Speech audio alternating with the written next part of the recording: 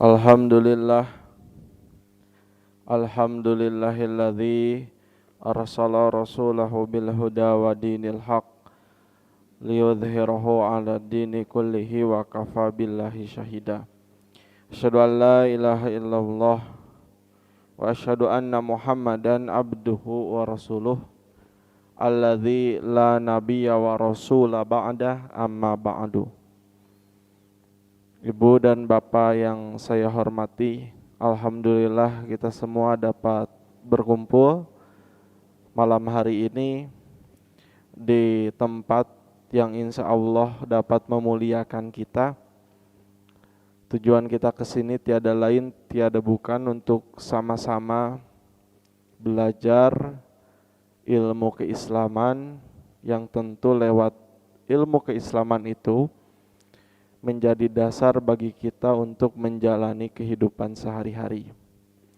Selain dampak di dunia, juga nanti dampak di akhirat sebagai bekal bagi kita untuk menempuh jalan surga. Pada malam hari ini, pada kesempatan kali ini, kita akan coba membahas atau melanjutkan kajian bareng saya yang sebelumnya. Ibu masih terang? Anu terakhir sareng abdi ngabahas naon? Yang sebelumnya itu membahas faslun fi bayani fadhailil a'mali dzahirati wal batinati. Membahas tentang bab keutamaan amalan zahir dan batin. Nah, untuk malam ini kita akan melanjutkan perkara hal tersebut, tetapi dengan menggeser temanya, walaupun sama sih sebenarnya. Begini Ibu pertanyaannya, amal itu bisa jadi amal apabila bagaimana? Amal bisa jadi amal, kondisinya harus bagaimana? Salah satunya harus ada sarana. Ibu dan Bapak hendak kurban. Sarana untuk kurban adalah sapi. Adalah hewan-hewan yang dapat dikurbankan. Sapi, domba, kambing atau unta misalnya. Begitupun sarana-sarana penunjang yang lainnya. Pisau, tambang, dan lain-lain gitu. Jadi kurban, amalan kurban kita itu juga tergantung pada sarananya. Apa sarananya? Sapi, pisau, domba, tambang, dan lain-lain. Nah, begitupun dengan amalan kita sehari-hari. Jadi kita sebenarnya ketika beramal, maka di situ juga ada sarana. Contohnya,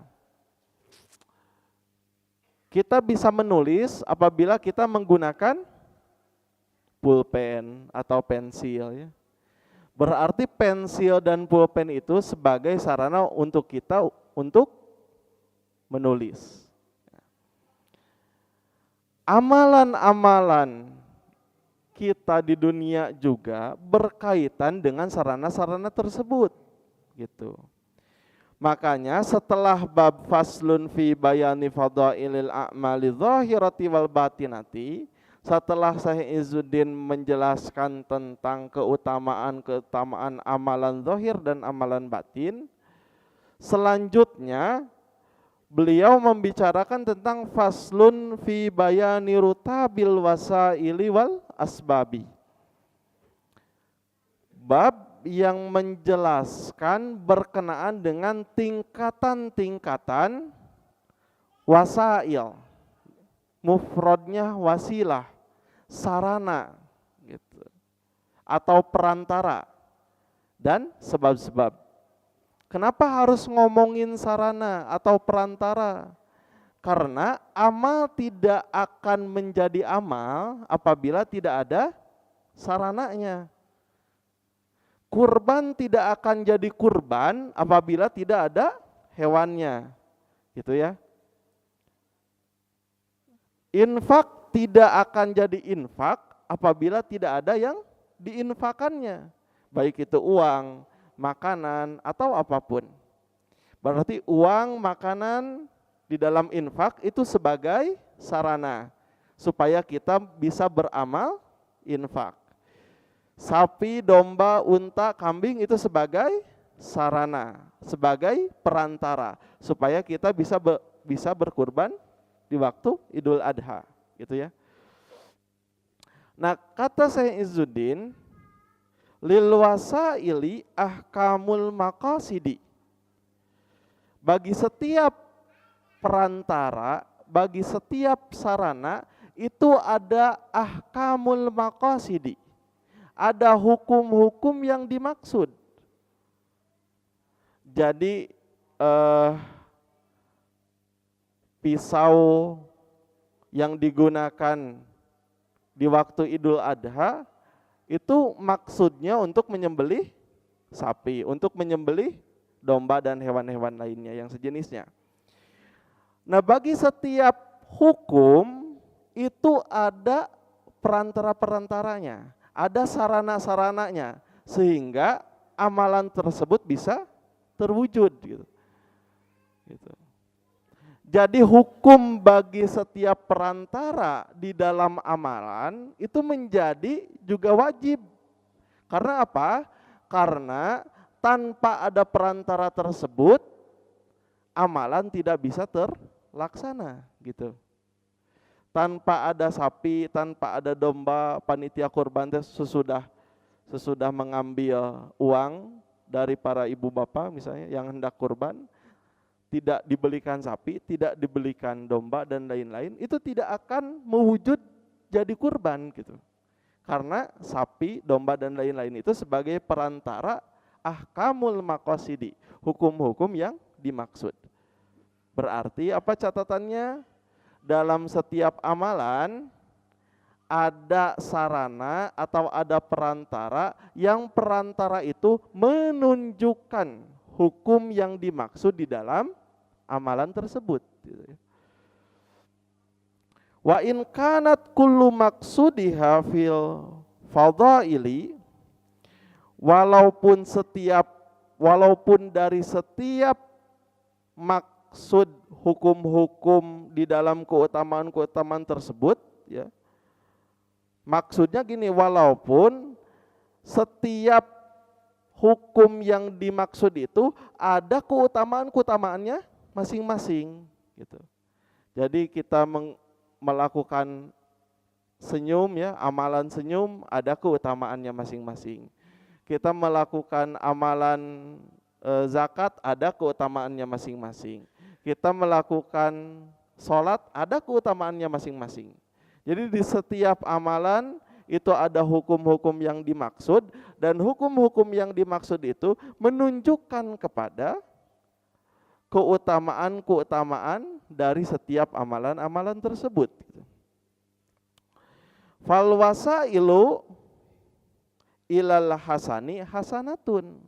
Nah, ini yang penting untuk digaris bawahi.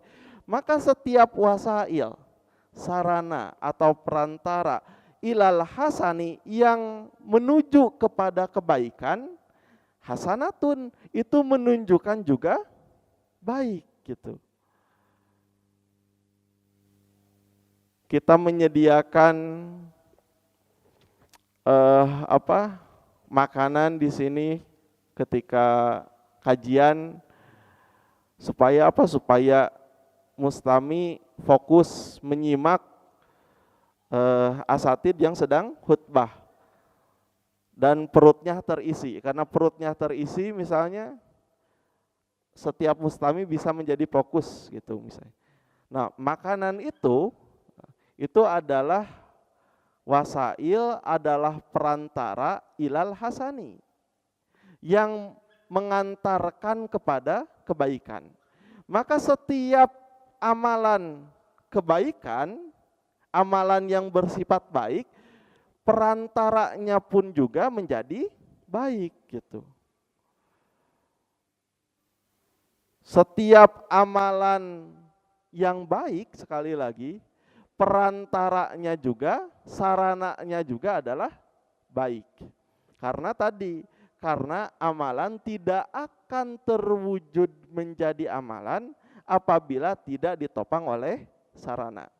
Maka ketika kita dihadapkan dengan amalan yang baik dan kita memenuhi sarana supaya amalan tersebut bisa terwujud, maka sarana yang kita berikan pun juga menjadi baik gitu. Tetapi sebaliknya, wa ilal qabihi qabihatun.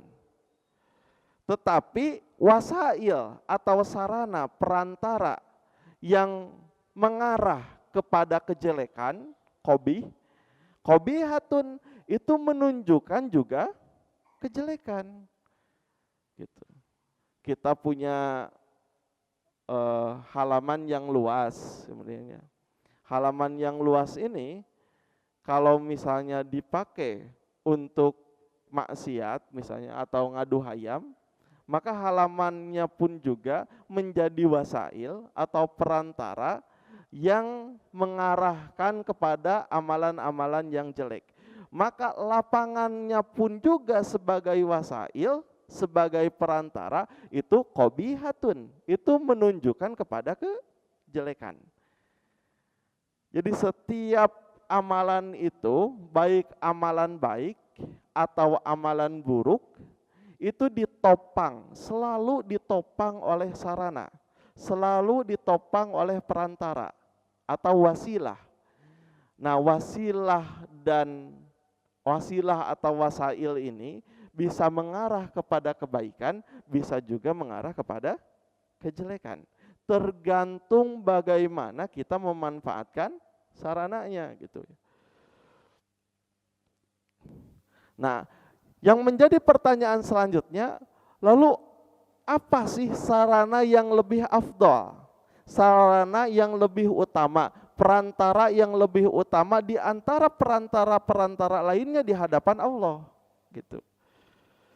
Maka wa afdalul wasaili, sarana atau perantara yang lebih utama itu ma'adda ila afdalil maqasidi, apa-apa yang dapat mengantarkan manusia kepada keutamaan maksud-maksud yang dituju.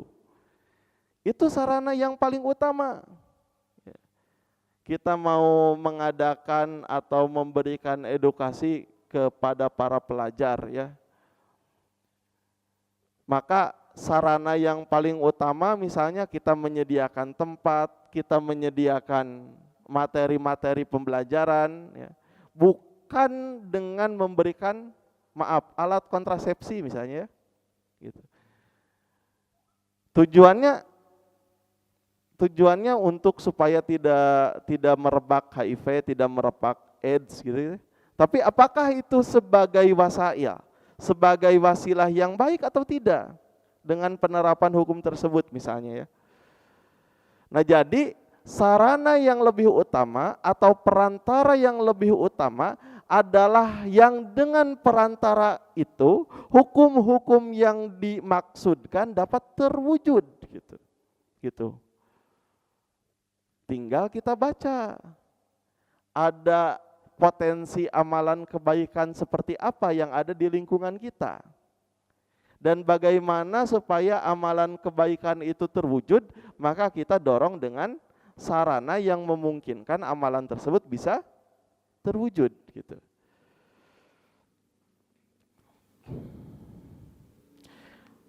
Syekh Izzuddin mencontohkannya seperti kanadoril mufdi ilal ma'rifati wal iman. Seperti penglihatan yang lewat penglihatan itu dapat mengantarkan manusia kepada pengenalan Allah Subhanahu wa taala dan memperkuat keimanannya.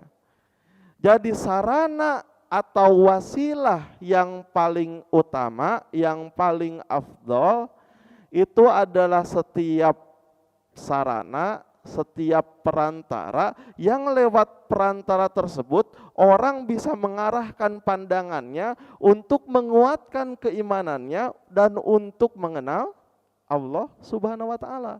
Itu yang disebut dengan perantara atau wasilah yang paling utama. Nah, karena di kehidupan kita tidak terlepas dari amal, ya. Mau amal dalam bidang keagamaan, dalam konsep keislaman, ataupun amal keseharian, amal kita kerja, perbuatan kita di dalam pekerjaan, tidak terlepas dari perbuatan selama kita hidup itu, dan perbuatan tidak terlepas dari wasilah, dari perantara, maka sebisa mungkin perantara-perantara atau wasilah-wasilah yang berkaitan dengan perbuatan kita harus diarahkan kepada afdalul wasail, seutama-utamanya perantara. Apa seutama-utamanya perantara? Yaitu seperti, kata Syekh Izzuddin, seperti perantara yang dapat memfokuskan pandangan seseorang untuk mengantarkan dirinya dalam memperkuat keimanan mereka gitu. Nah, wa qad yahsunul fi'lul wahidu min jihatin. Kadangkala amalan kita selama di dunia itu baik di satu arah. Di satu sisi kadangkala amalan itu, tindakan itu, fi'lun itu yahsunu, baik, min jihatin, dari satu sisi. Wa yakbuhu min jihati ukhra, dan di sisi yang lain kadangkala tindakan tersebut buruk gitu, jelek. Nah, wa qad yakbuhu wa yahsunu bi'tibari muta'allaqihi wa ma yuaddi ilaihi. Dan kadang-kadang tindakan yang jelek dan yang buruk itu bisa terlihat dengan hal-hal yang berkaitan dengan tindakan tersebut. Hal-hal yang berkaitan dengan tindakan tersebut apa? Sarana, perantara. Jadi kata Syekh Izzuddin tuh, tindakan seseorang itu kadang bisa baik, kadang bisa buruk. Nah, baiknya tindakan seseorang itu dilihat dari muta'allaqat yang berhubungan dengan tindakan tersebut, dan buruknya tindakan seseorang itu juga berkaitan dengan yang menjadi penunjang tindakan itu muncul gitu, yaitu sarana. Jadi baik tindakan baik atau tindakan buruk itu bertopang, itu bersandar sama-sama pada sarana atau pada perantara gitu. Nah, maka sebenarnya sarana itu netral, Pak, Bu, netral, gak ada hukumnya sebenarnya. Kamera hukumna naon? Kamera hukumna naon, Bu? Itu tak aya hukuman teu naon. Kamera anu diangge ngaliput dakwah kumaha hukumna? Bagus, hasanun, sae. Kamera anu diangge motret model di Bali kumaha? Qobihun, jelek. Jadi saleresna setiap sarana ieu teh netral. Nu ngajantenkeun teu netral teh nalika si saranana dianggo ku manusia, dijantenkeun amalan, dijantenkeun tindakan. Gitu. Maka setiap tindakan anu goreng anu ditopang ku sarana-sarana eta, sarana-sarana oge janten goreng gitu. Oge sabalikna setiap tindakan atau amalan anu sae anu ditopang ku sarana-sarana kitu, maka sarana-sarana janten sae. Sekarang kita lagi kajian dan ada sarana kamera, maka kameranya itu menjadi wasail atau wasilah yang baik karena dipergunakan untuk kita dalam memperkuat keimanan, misalnya dengan cara melihat kembali misalnya ya YouTube kalau kita lupa dan lain-lainnya. Tapi beda lagi dengan kamera yang difungsikan untuk memotret seorang model di Bali gitu misalnya. Maka sarana kameranya pun juga menjadi jelek gitu. Nah, maka kata Syekh Izzuddin itu, beliau menjabarkan contoh-contoh gini. Fata'allumul khairi liyuf'ala wa ta'allumus syarri liyutraka hasanun. Maka belajar tentang kebaikan untuk dikerjakan dan belajar tentang kejelekan, keburukan untuk ditinggalkan, maka itu baik. Jadi belajar tentang kebaikan ya, dan kebaikan itu untuk diamalkan, pasangannya itu belajar tentang keburukan dan keburukan itu untuk ditinggalkan, maka itu menjadi hal yang baik. Tapi kalau si sarana pembelajarannya itu ditukar, contohnya seperti ini. Wa ta'allumul khairi liyutraka wa ta'allumus syarri liyuf'ala qabihun gitu. Nah, punten. Ya. Nah, tapi sebaliknya, belajar kebaikan untuk ditinggalkan dan belajar kejelekan liyaf'ala punten dan belajar kejelekan untuk dikerjakan, maka itu qabihun, jelek. Jadi jangan sampai sarana-sarana tersebut dipertukarkan, maksudnya gitu. Belajar kebaikan itu untuk diamalkan, belajar keburukan itu untuk ditinggalkan.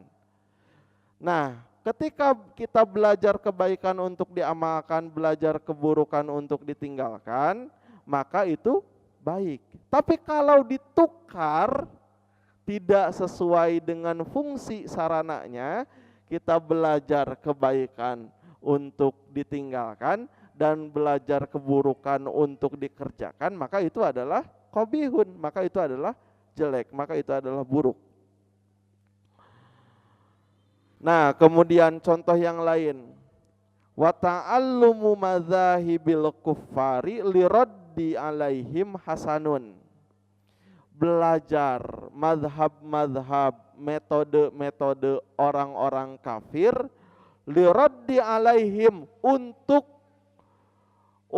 menolak argumentasi mereka, maka itu menunjukkan kepada hal yang baik, hasanun. Gitu. Jadi selama kita belajar argumentasi orang kafir, tetapi pembelajaran kita tentang argumen-argumen orang kafir itu digunakan untuk liraddi alaihim, digunakan untuk menolak argumentasi mereka, maka itu menunjukkan baik gitu ya. Li'adaihi ila ibtali madzahibihim. Karena hal tersebut bisa mendorong kepada kehancuran mazhab-mazhab mereka gitu. Nah, yang salah kalau belajar ilmu kafir tetapi bukan dalam rangka liraddi alaihim, bukan dalam rangka menolak argumentasi mereka. Contohnya, kita membaca buku-buku ateis ya, yang ditulis oleh Richard Dawkins misalnya. Tetapi untuk dihayati dan untuk menjadi pemahaman kita, itu salah. Tetapi kalau kita baca Richard Dawkins, ada penulis Richard Dawkins, dia seorang ateis dan mempopulerkan tidak ada Tuhan ya dalam kerangka sains. Nah, gitu Bu. Tapi kalau kita membaca buku tersebut kemudian dalam rangka melemahkan argumentasi mereka, maka itu baik karena bisa mendorong kepada penghancuran atau pengrusakan kelompok-kelompok mereka, mazhab-mazhab mereka. Jadi kalau ada orang yang kuliah, hikmahnya gini, kalau ada orang kuliah di jurusan matematika, di jurusan teknik sipil, jangan langsung memandang rendah karena mereka tidak kuliah di jurusan agama, gitu. Kenapa? Karena mungkin saja di satu waktu orang-orang yang kuliah di jurusan-jurusan tersebut lebih manfaat daripada orang-orang yang kuliah di jurusan agama, gitu. Untuk membangun masjid misalnya, seorang yang keluar dari jurusan tafsir hadis saya rasa enggak bisa, gitu ya. Tapi seorang yang lulusan dari jurusan teknik sipil jadi cocokan anjeuna gitu misalnya ya. Jadi ini menunjukkan bahwa sarana, setiap apapun wasilah, yang wasilah itu digunakan untuk kita untuk memperkuat keimanan dan digunakan di dalam agama, maka wasilah tersebut adalah baik gitu.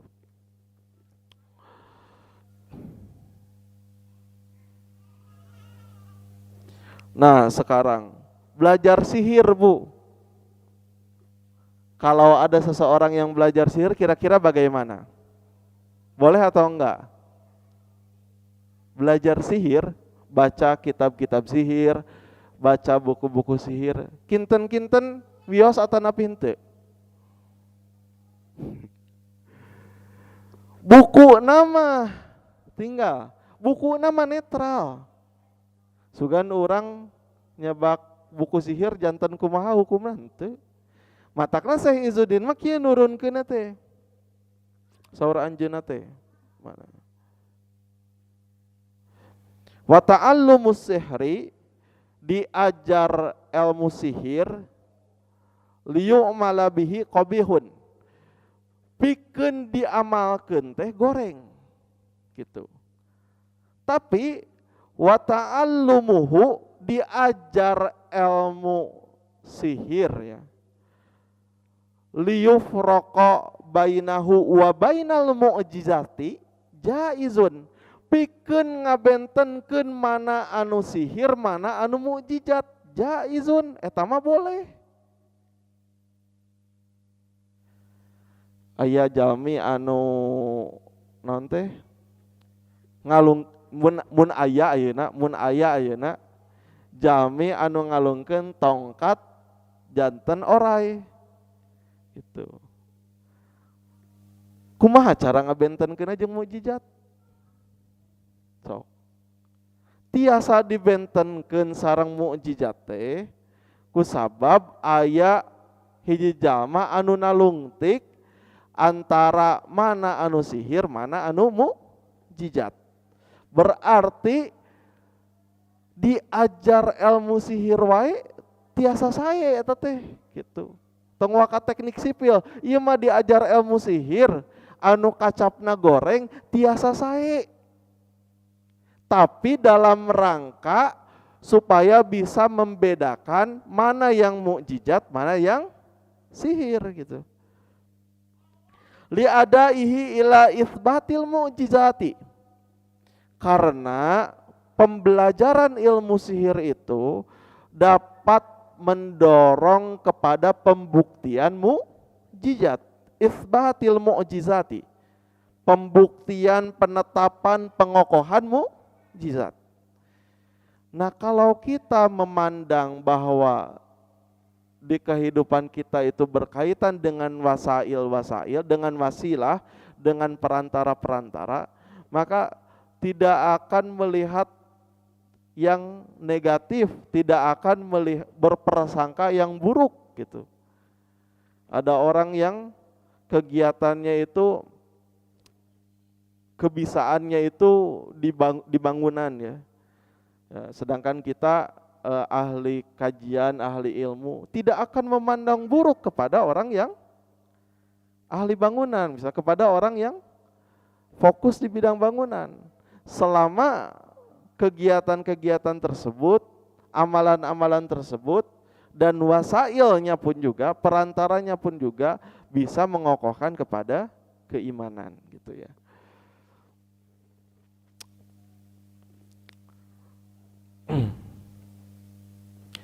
Wa ta'allumul hina wal fahsi qabihun. Pembelajaran kata-kata keji ya, atau menerapkan kata-kata keji, kata-kata kotor gitu. Itu jelek. Idla faidata fihi, karena tidak ada faidahnya sama sekali. Nah, kalau dalam pembacaan Sahih Izzuddin, ketika seseorang belajar atau mempraktikkan kalimat-kalimat keji, kalimat-kalimat kotor, itu tidak masuknya langsung ke qabihun, langsung ke perkara yang jelek. Karena tidak ada faidahnya, la faidata fihi, tidak ada faidahnya sama sekali. Berarti kita tidak bisa membangun argumentasi, kita berkumpul dengan orang-orang yang yang suka mengeluarkan kata-kata kotor untuk menolak mereka atau untuk berbuat baik, gak bisa gitu kata Syekh Izzuddin, karena pasti perkumpulan kita dengan orang-orang yang suka fahsya, yang suka mengeluarkan ucapan-ucapan kotor, mengeluarkan ucapan-ucapan keji, itu berakibat kepada qabihun, itu berakibat kepada perkara yang jelek, karena tidak ada faidahnya sama sekali gitu. Kemungkinannya hanya untuk dijauhi gitu, hanya untuk ditinggalkan.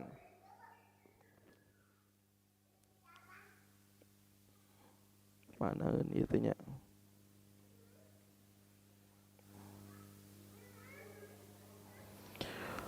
Nah, langsung kata Syekh Izzuddin itu, wa iradatu ta'ati wa mahabbatuha hasanani. Kehendak seseorang untuk berbuat taat dan cinta kepada ketaatan itu merupakan dua perkara yang bagus gitu ya.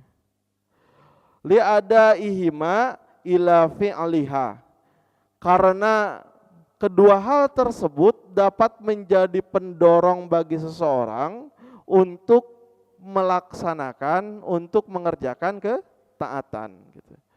Jadi kalau kita misalnya ingin taat, ingin mengerjakan ketaatan-ketaatan, maka yang dibangun di dalam tubuh kita itu adalah kehendak untuk mengerjakan ketaatan dan rasa cinta terhadap ketaatan.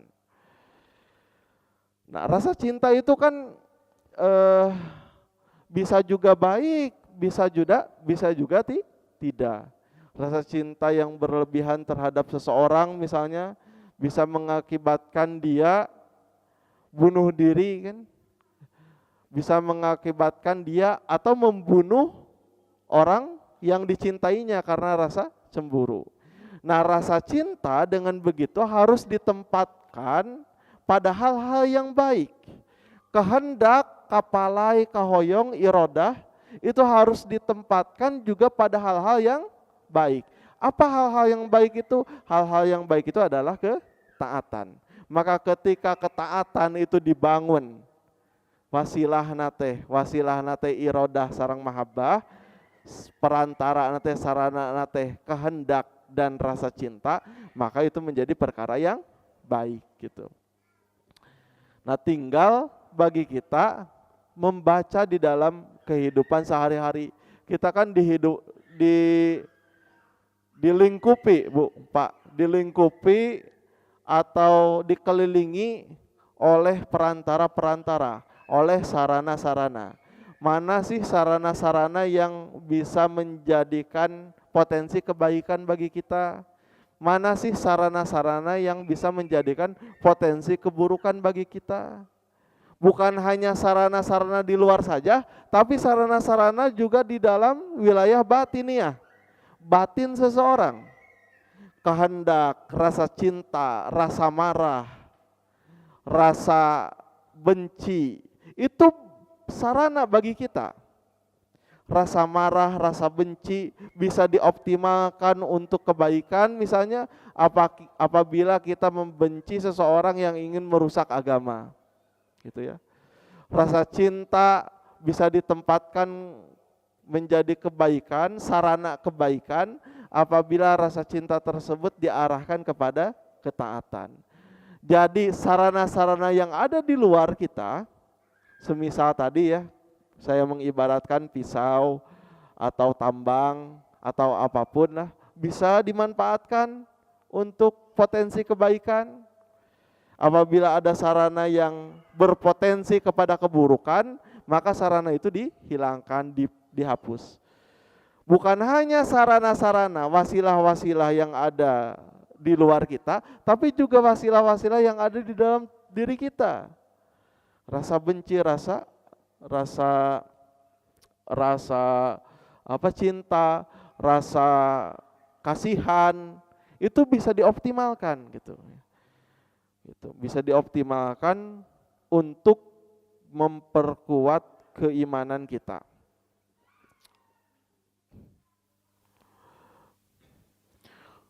Wa karahatul ma'asi hasanatun. Tuh, lihat. Rasa benci seseorang terhadap maksiat itu baik. Jadi orang tersebut menjadikan karahah, menjadikan rasa benci tersebut sebagai sarana untuk membenci kemaksiatan. Gitu. Mungkin enggak kita membenci kemaksiatan tanpa rasa benci? Mungkin tak? Ibu, Bapak, mungkin tidak kita membenci kemaksiatan tanpa rasa benci. Tidak mungkin, berarti ini menunjukkan rasa benci itu kedah dikukut. Tetapi dalam rangka menempatkan kita benci terhadap kemaksiatan. Atau menempatkan kita benci terhadap apa-apa yang dapat merusak kita. Gitu.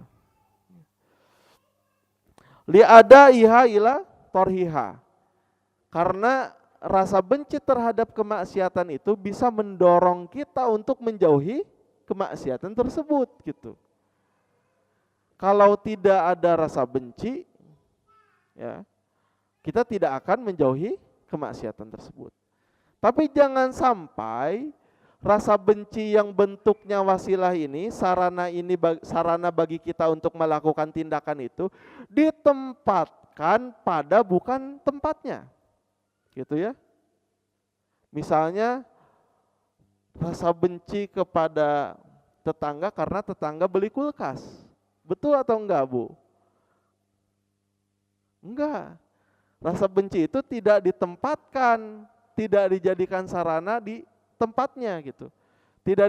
Tidak ditempatkan di tempatnya gitu. Maka itu menjadi jelek gitu.